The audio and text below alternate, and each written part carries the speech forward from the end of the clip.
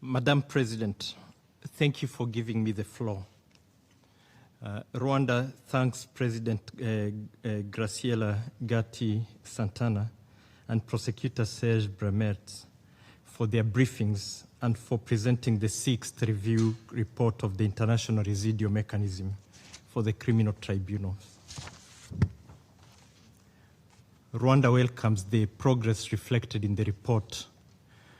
The mechanism has now completed the core elements of the mandate entrusted to it by the Security Council. Madam President, Council members, over the last 3 decades, Rwanda has worked closely with both the ICTR and the mechanism in pursuit of justice for the victims of the 1994 genocide against the Tutsi. During that period, Rwanda's institutions have evolved considerably. Today, Rwanda is not merely a beneficiary of international justice efforts. It is a partner in preserving their legacy and ensuring their continued relevance. It is in that spirit that Rwanda wishes to address what it considers the most important issues before the Council. First, it is the future of the ICTR archives. Rwanda has carefully considered the options presented by the Secretary General regarding the future location of the archives. We appreciate the efforts undertaken to identify possible arrangements. However, for Rwanda, this is not simply a technical or administrative matter. Rwanda fully recognizes that these archives remain the property of the United Nations. However, ownership alone should not determine their future location. Historical relevance, accessibility, and proximity to the people whose history they document must also be taken into account. And actually, I believe these are the main criteria that the Council should base on when arriving at a decision. Unlike other international tribunal archives that relate to multiple countries and multiple conflicts, the ICTR archives concern one country, one people, and one genocide. They are inseparable from Rwanda's history. Logic, principle, and historical reality, therefore, point in the same direction. These archives should be located where their significance is greatest and where those most directly connected to them can preserve them. Rwanda has fulfilled all the requirements necessary to host the archives.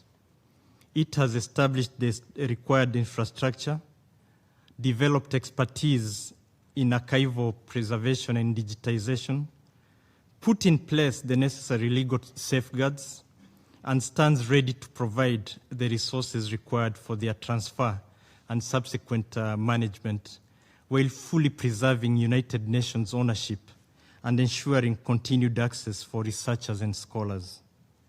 Indeed, relocating the archives to Rwanda would not impose an additional financial burden on member states. Rwanda is prepared to assume the costs associated with the transfer, preservation, as well as digitization of the archives. Should the archives be relocated to Rwanda, the Council and the Member States will not be called upon in the future to provide any additional resources for their digitization and management. Rwanda stands ready to undertake these responsibilities as part of its commitment to preserving the important legacy for future generations. The question before the Council, therefore, is no longer one of capacity or feasibility. These questions have already been answered. The question before us is one of principle. Where should the historical record of the genocide against the Tutsi be preserved so that it remains most meaningful, accessible, and relevant to those whose history it documents? For the survivors of the genocide against the Tutsi, the transfer of the ICTR archives will not simply represent the relocation of records. It will represent the return of an essential part of their history. Madam President, a second issue that will be considered here is that the report also highlights the continued importance of the assistance provided by the Office of the Prosecutor to national jurisdictions. Rwanda welcomes this recognition. More than 1,000 genocide fugitives remain at large around the world, and continued cooperation remains essential.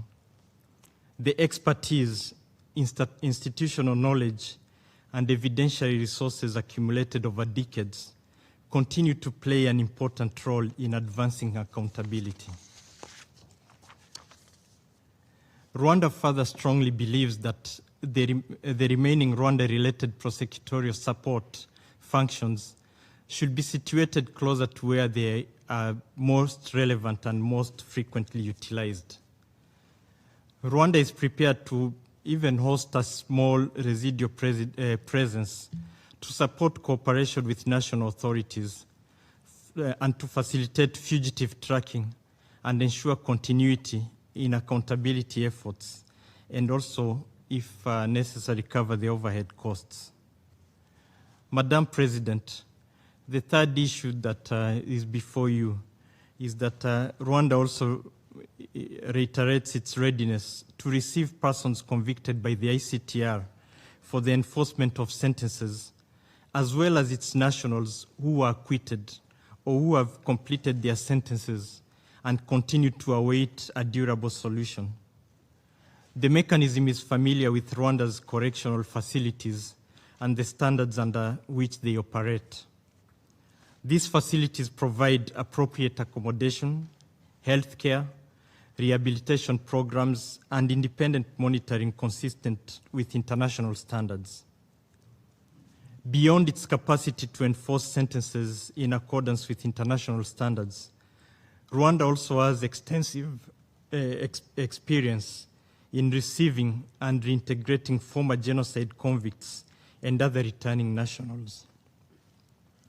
Over the past 3 decades, this experience has contributed to reconciliation, social cohesion, and respect for human dignity. We therefore encourage the Council to give favorable consideration to Rwanda's long-standing offer, which is fully aligned with the completion strategy and the principle of national ownership. Madam President, finally, the strategic plan before the Council rightly points to the need for greater clarity regarding the transfer and completion of the mechanism's remaining functions. The mechanism was never intended to be permanent. Its success should ultimately be measured not by its longevity, but by its ability to complete its mandate and ensure that residual responsibilities are managed in a sustainable manner. The Council has always exercised responsibility for the establishment, oversight, and evolution of the ICTR and its mechanism. The time has now come for the Council to take the next important decision. The question of the ICTR archives, in particular, calls for a decision guided not only by administrative consideration, but also by history, justice, and the interest of survivors, whose voices these archives preserve. As the Council considers the next phase, attention should focus on practical arrangements, realistic timelines, and the orderly transfer of responsibilities, including the future of the ICTR archives and other residual functions. These decisions require the guidance of the Council itself. Having created these institutions, the Council is best placed to determine how their remaining responsibilities and legacy should be carried forward. More than 30 years after the genocide against the Tutsi, Rwanda has the capacity, the experience, and the commitment to play an important role in preserving the legacy of the international justice and carrying forward the remaining work. Rwanda will continue engaging constructively with the Council members, the mechanism, and the Secretariat on the most effective way forward I thank you, Madam President.